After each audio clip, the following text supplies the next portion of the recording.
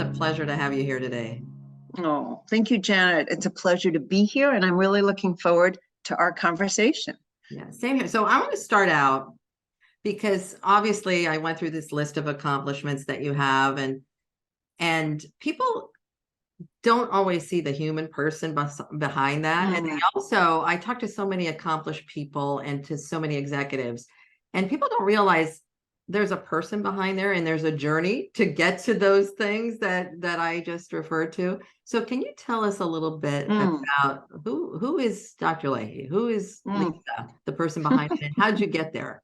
That's a wonderful question, and I really appreciate the point that you're making, which is it's very easy to think people are who they appear to be, and you don't have any of what led them to be there. And I have to say, my story is really quite in keeping with what I ended up doing with my career, and that is back when I was, I must have been in my early 20s when I took a master's degree, and I was taking this course called Self and Transformation. It was the first real adult development class that I took. And I had a real turning point in that class because there was a set of struggles I was really deeply kind of taken over by at that point, which was I had recently gotten married, and my parents weren't exactly wild about the person who I married. They didn't really get why that was who I married, and I could go into details, but I won't. But the main struggle, that's another episode, right? Exactly. That's a whole episode, right? Exactly. But the real tension for me was that I felt like I really wanted to still be that good daughter to my parents. And I also wanted to be, I loved my husband. I wanted to be a good wife. And, I was very much wanting both of those things. And it turned out that was not an easy thing to do. And a lot of that had to do with my knowing that especially my mother wasn't like keen on my husband. And so when she would invite us over for family dinners on Sunday, I knew what she really wanted was for me to come and for Bill not to come. And it would be just like the good old days. And I felt just so torn.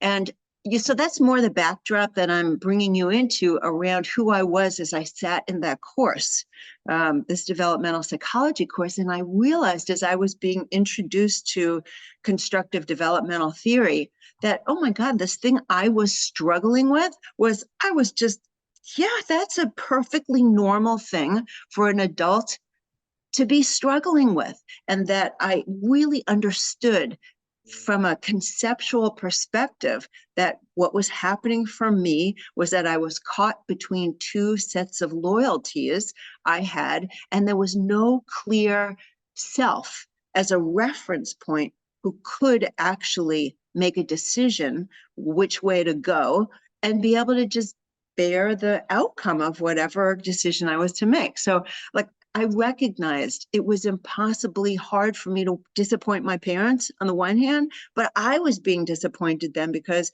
then I couldn't be with my husband. And then I started to realize, because the theory really sheds a light on a point in development, which doesn't always happen, but it can if you've got proper supports and challenges, where you begin to recognize you cannot be who everybody wants and needs you to be. You have to have a self that you are in charge of, a self you are authoring. And that is the way to actually resolve the dilemma of how do you make everybody happy. You reframe the whole thing, and it's not about how do I do that. So that was truly a turning point for me. And I felt like developmental theory offered a big roadmap of both where I was in development. It helped me to situate it, but it helped me to also see, wow, there's a lot more that is possible if you really take seriously the notion that adults can develop. And that truly became the turning point for me, where I just was like all in. Just wanted to learn about developmental theory, wanted to help support my own development, support other people's development, and that's it. Yeah. I think there's so much in what you just offered just in that, because I think probably people listening are resonating with your, whether it's the husband or whether it's something else where Mhm. you're wanting to break free. But what strikes me, and I just want to ask you about this because I hear this so much, Dr. Lahey, is this whole notion people talk about, I just want to be my authentic self, my Mm, authentic self. I'd yes. love to hear your thoughts on that because I'm hearing pieces in there that I wonder if people really know who that authentic self is. So That's a great question. I'm going to answer it very much from a constructive developmental perspective. And that is the authentic self actually is something you have to actually construct and you have to have access to. Now, we could go a spiritual, kind of add a spiritual dimension to let's this. add it. Add it if you that want would to. that would suggest, or at least my own um, leanings from a spiritual perspective, are to believe that there is a soul that we come into the world with, and that a lot of what happens pretty early on is that we lose the connection to our real core essence. And essence is not the same actually as authenticity, but our essence is something that if we can actually begin to return to it, which I think is possible when we start connecting with our authentic self, we can start recognizing all the ways that we have been socialized over the course of our lifetime to hold a set of beliefs, to see the world in a certain way, to protect ourselves in certain ways, to develop defensive mechanisms. And we start realizing, oh, that's not me. I see how I had to actually construct all those ways to kind of take care of myself.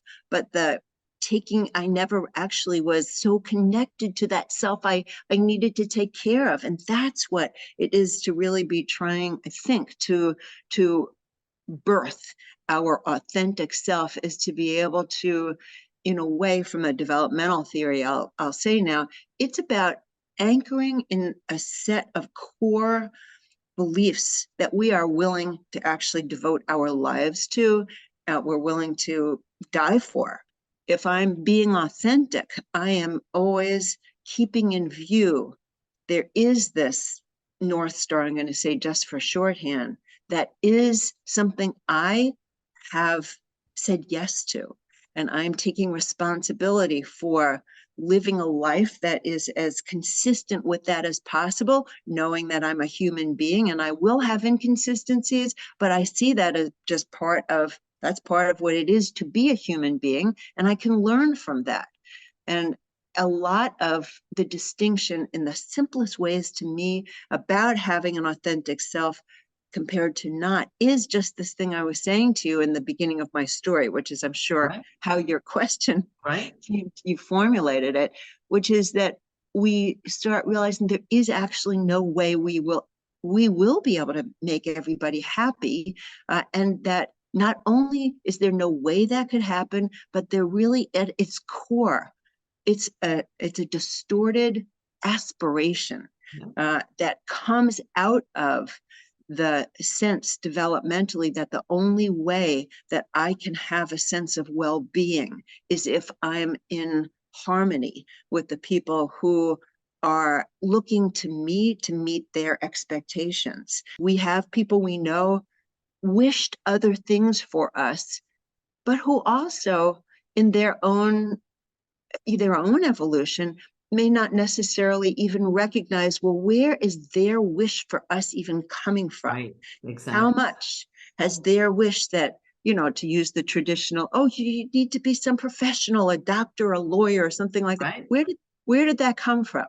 And why is it that status ends up being such an animating, motivating pull for so many people? And can we step back and ask that question? Where did that come from? Why is that important? Is it important? Are we defining status in the same way as kind of tradition holds it, or can we actually construct a different meaning of it? Or maybe we let go of it. But that's what an authentic self can do. Anyway, I'll Oh, pause no, there. I mean, you're talking about so many of the things that I talk about, even on this podcast or even in my work with executives. I got to tell you, what you're reminding me of is I was talking to this woman who is, I think she's like 38 years old, and Mhm. she's a top level executive. So she has real, and in a large company. So it's it's like multi-billion dollar company, and she's in the financial arena. And it was heartbreaking because she said to me in one of our sessions, she said, we were talking about whether you like this and what do you want to do. And she said, I hate what I do. I hate my job. I hate it, but I have a plan. And my plan is I'm going to retire when I'm 50. So I've got to get through the next 12 years. Mm. And I asked her, I said, so what's motivating you? Why are you staying? And she said, well, my parents always wanted me to do this, Mm. and I can't disappoint them. They sent me to school, they sent me to college, and they wanted this for me. And Mm. I couldn't help but just, there was a side there, but it's so related to what you're talking about. But we're running scripts, Yes. right? Of being authored by other people. And Running scripts. Yes. And we are accepting the lines, to go with that metaphor. We're accepting the lines that somebody else is handing to us. And we're speaking those. And firstly, we never said yes to the role. And secondly, well, I guess this relates to, would I say yes to the role if I knew that's what the lines were asking me to say and where they were taking me? And then we're also, I think, talking about, and where did that script come from anyway? right. It's the obligation, the good, in her case, Yes. it was the good girl, right? But it could be the good boy or whatever it is. Right. But we're Right. so indoctrinated with these scripts Yes. that it's hard to Yes. break. I mean, it really is. Oh, it is so very difficult. And if we think about our relationship with our parents, I think you especially, many people feel like their parents gave up so much of their lives in order for us to have it better. And I think whether we heard that expressly from our parents, which I think isn't uncommon, uh, or it's something that we just know, like maybe it was never spoken in our home, but it's the reading between the lines. It's easy to understand why we feel that obligation, right? And that we don't want to disappoint our parents. And I think this is a sort of thing where, I know we'll talk eventually about the immunity to Right. change as a tool to help people develop. And I will say, I have actually worked with people who end up discovering that in their sets of assumptions about who they are, who they're beholden to, and what their responsibility is in order to make other people happy. All the things I just told you developmentally Right. do constitute a particular worldview. If people can begin to name some of those assumptions for themselves, get a little bit of distance, a little bit of objectivity, and find safe ways to test them, you can find yourself in a place where all the things you worried about don't necessarily happen the way you thought that they would. And my piano, I studied the piano, and my piano teacher sent me this absolutely wonderful video of this fellow who, maybe he's in his 30s at the time when this video was recorded, and he is a master violin player. And I believe he studied at Juilliard. He was in one of the top orchestras. I don't remember all the particulars, but this was the reason why I thought about it, which is he started, for whatever reason, really paying attention to some of his peers' experience around playing the violin. And he was very struck by how much they just loved what they were doing and Mm. how music made them feel alive. And he had to begin to face into himself and say, you know what? I don't actually feel that way. Mm. And when he's in this conversation with the interviewer, he very quickly gets to this point. My parents devoted their entire life from the point when I was a little boy to making this happen. What's the this? Me being a musician. And, you know, it would be like a parent's dream come true for their child to get into a premier school like Juilliard, to, you know, be in a premier orchestra, this sort of thing. And he just said, I did not want to disappoint them. 30 some, it's a very similar to the story that you're saying about Yes, this one absolutely. executive. And he decided he was actually going to say something to his parents. But it was, he did a little bit of thinking before, if I'm remembering a story correctly. And what he realized he really did want to do, and this was really something he felt very passionate about, was to use his experience as a musician and help other musicians to be able to really get centered in themselves so they weren't so Oh, afraid, right. and instead to really be able to be with the music. And he realized that was the thing he really had learned how to do, in his playing the violin. And so he became now a master of, like a master coach, helping people to work with just those sorts of, you know, the inner game of music, for Wow. shorthand. Yeah, so it was just wonderful. But the story is his parents were like, The oh, music, you have to be the musician, not the person being the yeah, teaching but they them. were Right. very accepting when he There you told go. them about this. They're like, okay, this is your life. He was like shocked to hear them say that. And Wow. I think everybody was just in cahoots with one another that, yes, this is, of course, what the thing is that you want to be doing. And it wasn't until he could raise it with himself that he could even raise it with his parents, that he wanted something different. It kind of puts an exclamation point on the fact that often we make up the stories about what other people are going to think too. You know, even though we've been socialized a certain way, we assume, there you go back with your assumptions, how Yes, people are going to react, which may or may not yes, be true. Again, that's a right, story we're making. Yeah. So right, right. there's so much there. Okay, so I'm going to pivot. By the way, Dr. Leahy, I could talk to you all day because I'm You so can call me interested. Lisa. Lisa. Please call me All Lisa. right. Yeah. So, Lisa, I could talk to you all day about this topic because it's just so dear to me. Yeah. And I think it's so important for people to hear these conversations. But I want to pivot a little bit and pick up on the change piece that you talked about, because Yes. what we are talking about in the end is change. Why do you think it's so difficult for people to change? Well, that's a big question. I think there are some changes that people can make readily. And I think we need to acknowledge that it isn't always hard. So sometimes it can happen, and a lot of times it's hard. We are insufficiently understanding what the nature of the problem is, the change challenge that's in front of us, and that we are primed and very schooled at constructing the problem as a behavioral one when we're looking to make changes. And in the end, of course, the change will need to show up behaviorally.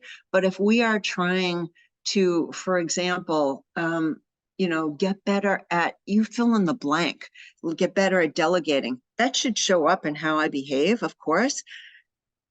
And yet, for so many people, this thing that looks pretty simple from the outside is anything but that, because the change challenge in front of them isn't just about behaviors.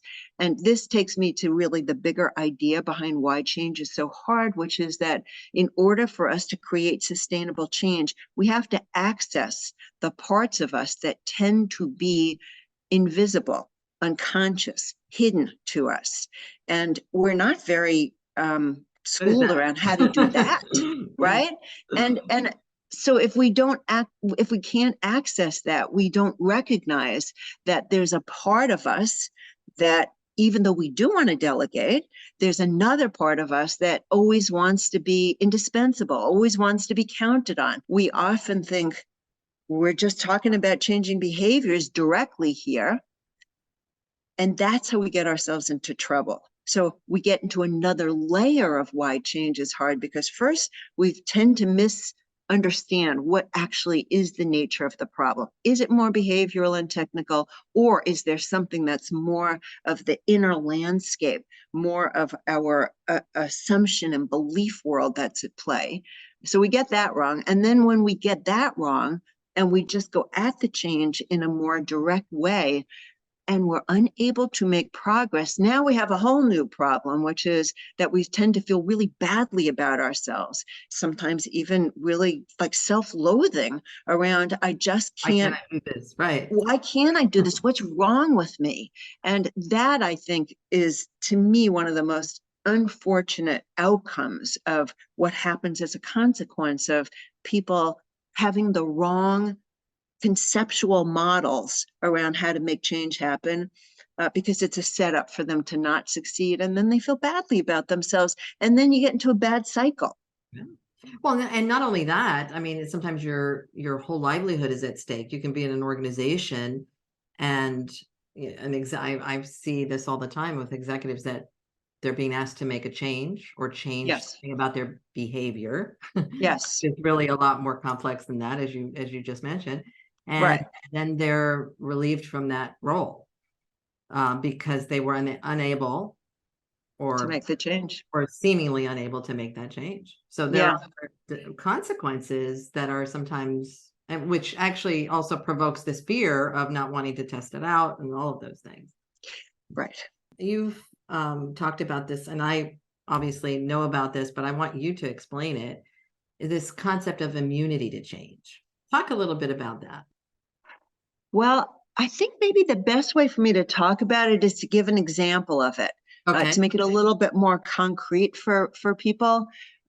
Because one thing I want to say at the get-go is that the are calling it immunity to change, which we do quite intentionally in trying to evoke people's kind of associations to a biological immune system. So we're quite intentional about it. But you can end up feeling like, oh, I'm immune to change. Why bother? And that is so not the point of this process. The process is you need to see the ways in which you are currently immune to change in order to actually be able to make the change. So I want to say that from the start. So I want to share an example that is my own, because it meant so much to me when I went through this process. It was something that really was haunting me for a while. And this was about wanting to become a more effective public speaker. I decided, okay, this obviously all the things I was doing to try to help myself, Right. deep breathing before I would go in, the Amy Cuddy, let's just, Right. I Power am big. pose. Right. I've got You know, this. Right. it, Mantras. it, yeah, it just wasn't working. So it went deeper than that. That's the starting place for uncovering an immune system, which is you start with a goal that's really important to you. This is where things do get interesting, because the immunity to change approach says that those behaviors, while they do work against that really important goal that I named of being more effective public speaker, they're not just coming out of nowhere. They're actually serving a very important purpose, a bigger kind of enterprise is going on behind the scenes here that I'm not aware of. And what was that? And I mean, we can talk how you actually get to this place, but I'll just say what I discovered was a whole other part of me that had a commitment to not becoming full of myself, to not be seen as arrogant, to not feeling like a fraud, and to not taking myself so seriously. So that, what we call our third column commitments or goals, that whole kind of aha for me was about seeing what I referred to before as like the inner landscape, what was going on inside of me, the sets of feelings and in shorthand from an immunity to change perspective, self-protective goals. What was I protecting? Right? So I was protecting a lot about my image of myself, how I wanted to see me, but also how I wanted other people to see me. Like I didn't want them to see me as a fraud. So there we have an immune system. And I would call it, for shorthand, one foot on the accelerator in the car. And that's in column 1, with my energy saying, go, go, go. Yes, you got it. Pumping myself up and getting very connected with why I was motivated to take on the goal. But at the exact same time, I have a foot that is on the brake. And that brake is filled with all of these other kinds of self-protective goals, like to not become full of myself, not be seen as arrogant. So that's the essence of an immune system, which is that we see that there are these two different sources of energy, and they are operating simultaneously. And I like the car metaphor, because when you think about it as energy going both on a brake and an accelerator, what you see is lots of energy is going in to the car standing still. So it looks like nothing much is happening, but they couldn't be further from the truth. There's so much going on that is just basically keeping you stuck. I mean, I think as people are listening to that, they're thinking of their own stories and their own exact example. Some people are probably resonating with your example of the public speaking. And exactly, because I've actually heard people describe it that way. Well, I don't want people to think I'm too arrogant or whatever. Yes. And, Lisa, I was thinking of my own example as well when I went through your book and obviously through your program. And my own example was I'm really, really into health and fitness. Like that's a really big thing for me, because my father died when he was 60. He developed lung cancer. He'd never been sick in his life, and he was getting ready to retire, and he died. And so I've been very focused on health and fitness. Now, the thing that was really strange, though, is that every year I set this goal of I'm going to go make sure that I get my mammogram, I get all these physicals, I do all that. And I'm always too busy to do those things. I'll do the testing and I'll do all of those things, but I don't want to go to the doctor. Yeah. Right. And I know that the preventative stuff is so important. And what I find, what do I find when I go through this immunity map? Well, what was really going on for me, and the big fear that I had, and we can talk about that, is that I didn't want to find out that I'm diagnosed with something and be like my dad. I'm in my 50s, and what happens? I'm going to be his age, and what happens? That's such a great example. Thank you for sharing that, because you can see when you look at the unconscious drivers there that there's a certain deep self-protective nature about them, but in this more ironic way, of course, it's not actually doing a very good job protecting you, because the very thing you need is to go to get the preventative information affair early. Yes, so that you could do something. So that's the paradox. But I also think that we need to be kind to ourselves when we see that sort of other phenomena, reality going on, because it's easy, I think, for any of us to have a little bit of like a eye rolling. Oh God, that's so irrational of me. Yeah, it's not. No, I mean, it's actually something really. That's why I'm putting the emotion into it, because it's often it could be something that's so dear to you, or so vulnerable, right? Yeah. There's a place of vulnerability there of, I don't want to die. Yeah, That's the fear, right? And so I think these things are so important and so deep. And so let me ask you this. So we've got this, right? So we understand the fear. How do we move forward from that? So I'm going to say how we move forward to it. Move forward in just 1 minute, but I realize this is a good time for me to say why we call it the immune system, because your example just brings it out really quite clearly, which is that our biological immune system, which is what we're trying to kind of help people think about when they think about their psychological immune system. What's true about our biological immune system is it is there to protect us. It's our friend, right? It is working for us 24/7. It's an amazingly intelligent part of our biology. All of that is true. And what's also true is that our biological immune system can make mistakes, and it can read as the enemy something the body actually needs. You know, we have autoimmune diseases, and I always tell this story. I wish it weren't true, but my twin brother, when he was 50, had a heart attack so severe he had to have a heart transplant. Of course, I wish that hadn't happened, but I'm telling this in the spirit of, Wow. so when he, thankfully they found a heart for him. And as soon as that new heart was put into him, his biological immune system did the very thing it's designed to do, which is to protect him. And that was like a foreigner alert, Right. So it tries, and it still does, to reject his heart, the very thing that he needs Keeps him alive, right? in order to stay alive, right? And this is what we want us all to be thinking about in relation to our psychological immune system that you see with these two different kinds of goals in tension with each other. Yes, I wanted to be this, more comfortable, confident public speaker. And yes, what was also true is I never wanted to become full of myself, be seen as arrogant, that kind of thing. But what happens if it turns out that my psychological immune system is just overreacting in a way, and that I don't have to be protecting myself in the ways that it is just going into automatic gear and trying to protect me?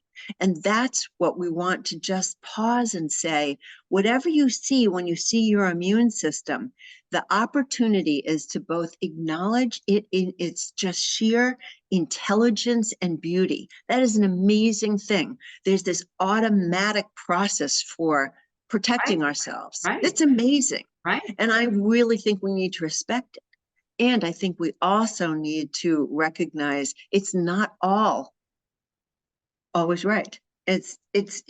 Shouldn't be that the thing that's always in charge of everything. So I wanted to say that because your example also just brings it home so clearly, again, because it's a physical one, Right. which is you need that information about whether things are clean or whether you actually do have something that you could, with some care, prolong your life if you were able to actually be stepping up and taking more responsibility, that kind of thing. Yeah, Okay. and I love what you're bringing up here, because it's this tendency to self-judge. Mm, And so what I'm hearing you say is there's a piece of grace to it as well. yes. And Yes. it's treating it with grace versus with judgment. Yes, Because absolutely. it is a vulnerable part of yourself. And It how do you is. hold that and then Mhm. transform it and move it Right. forward? That's That's what I'm right. hearing you say. I don't know if I'm Yes. saying that correctly, but Yes, you definitely are. And I really love the word that you're using of just grace, giving us grace. And these are tender parts of us.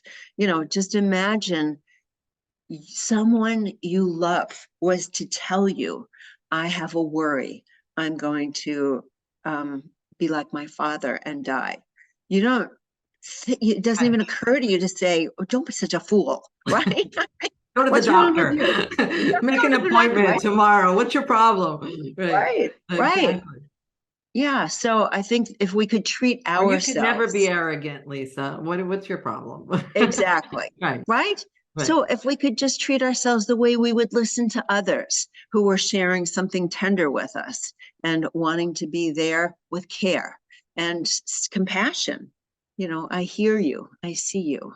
And I think that's really what I hope for everyone when they do allow themselves to see their immune system. I love the word you're using, see. And Hmm. this is a tool to see yourself and see parts of Yes. yourself that are there and that are unconscious, right? And bringing Yes. the unconscious to light. So where do we go from here? Yes. Okay. That's important because, the purpose isn't to see yourself and Right. just stay stuck. It is to see yourself so that you can begin to start having a relationship to how does it come to be that you do protect yourself the way you do. And so what I found out is that I came to recognize, I guess I assume I need to be funny or tell stories in order to be an interesting person, an interesting speaker. I came to realize I had an assumption and a belief that I'm not inherently interesting. Also recognized other people. Was very comparative, and I started to see that. I started to see that comparing myself to others actually tells me something about myself. There was all this emphasis I had on being interesting and interesting. Why? Because I had an assumption that if I couldn't be interesting, then I would be exposed for the fraud that I must be. I also identified this assumption, which is that people's immediate reactions are good sources of feedback around what I'm saying. So all of those were a very important first step for me to start unearthing, kind of pulling out of hidden view, what are some of these beliefs? The way you're describing, I can't imagine that there aren't people listening right now thinking, oh my gosh, that's me. Exactly what you're describing, right? So the what you just described in terms of the feeling like a fraud and having to compare yourself, which I think is a common experience. And so I think you just describing that is freeing in itself, because describing the assumptions that are behind that. There's something really dramatic about understanding those assumptions. It's like, wait, I can assume something else, or I can choose something different. Exactly. And that's how you really have to carry on. So the naming of the assumptions is very important. It's this critical developmental move between, for shorthand, being subject to something where the glasses are on your face, you're merged with it, you're at the mercy of it, to being able to take the lenses off and you can take it as object, you can have a relationship with it, you can ask questions about it. And that's really what the fundamental work is in overturning an immune system. So you do need to do the testing. It can't just be like a cognitive thing and say to yourself, oh, I don't have to believe that, choose to believe something else. I actually have to go through a set of real experiences that allow me to start collecting data in real time that can demonstrate to me not just my intellect, but my heart, my anxiety system. Yeah, because it's so visceral, right? It is, exactly. And it's not something that you can cognitively comprehend, or even when you think about it, you're like, oh no, that's not it. But then when you feel it, it's a feeling. Exactly. And that's the thing that actually has to, that's your truth teller. You know, in the end, if you believe something is threatening and you start feeling anxious and it's just an automatic thing, you'll start feeling that's bad. But you could start having now more of a question, like, if I feel feeling anxious, let me just watch my anxiousness and let's see what happens. That is part of the process of testing a big assumption, which is you collect the data and you really let it land inside of you, in your head, your heart, and in your body. And then you take some time to be thinking about, and what does that tell me? So what I realized is that my job, if I was going to really be able to be the better speaker I wanted to be, was I really needed to show myself that there were ways of speaking that fit me, that were more about me, and I wasn't borrowing somebody else's way of being a great speaker. And what I started to recognize, which I wouldn't have if I hadn't identified these assumptions, I started to pay attention to, when do I feel relaxed talking to people? And what I started to realize was I was always in the flow when I was talking with a small number of people, or it was an informal setting, that it was something about being on stage, quote unquote, that was making me feel like I couldn't be informal. And that was a real unlock for me, because I started to realize, wait a second, I can have an informal speaking style. Exactly. And so that was what I started exploring. Was it possible for me to do things like ask a few questions to the audience and hear a few things? Or I began experimenting with, posing a few questions, like the one I started with is, how many of you have ever tried to change something about yourself? Raise your hand. And all these hands would go up, and I'd be like, and then we're in it together. We're in it together, and it just made the biggest difference for me. That was the beginning of how I started experimenting with showing myself that I could find my way of being really centered in myself and experiencing myself as saying things I wanted to be sharing with people, and that I could do it in this informal way.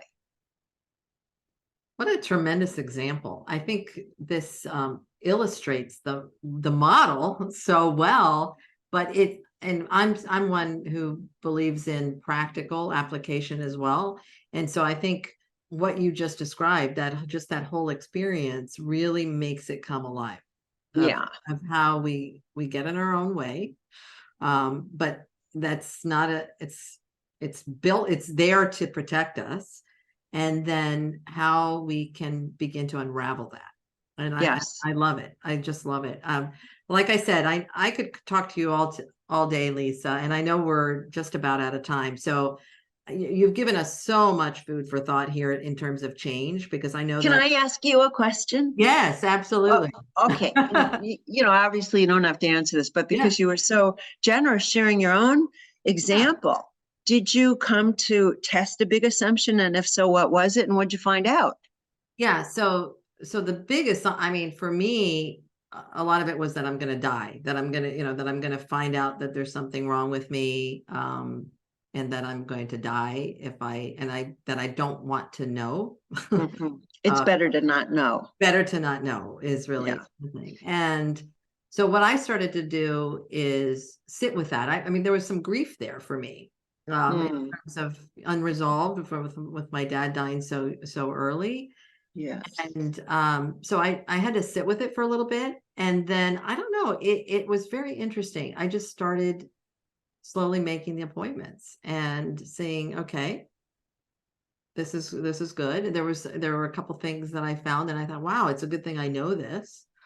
And I started to Mhm. realize that, wow, this is not, I'm not going to die. Actually, this is helping. Mhm.